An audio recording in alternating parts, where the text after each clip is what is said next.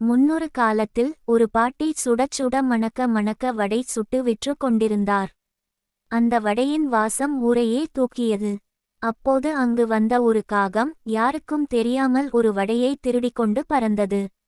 அந்த வடையைச் சாப்பிடுவதற்காக ஒரு மரத்தின் கிளையில் போய் அமர்ந்தது காகம்.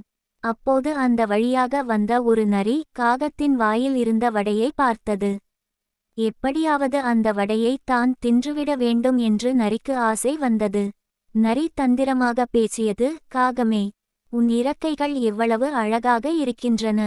உன் குரலும் இனிமையாக இருக்குமே, எனக்காக ஒரு பாட்டு பாடுவாயா என்றது. இதை கேட்ட காகம் பெருமிதத்தில் தன்னை மறந்தது. பாடுவதற்காக காகம் தன் வாயை திறக்க வடை கீழே விழுந்தது. நரி உடனே அதை கவ்விக்கொண்டு ஓடிவிட்டது. ஏமாந்து போன காகம் வருத்தப்பட்டது.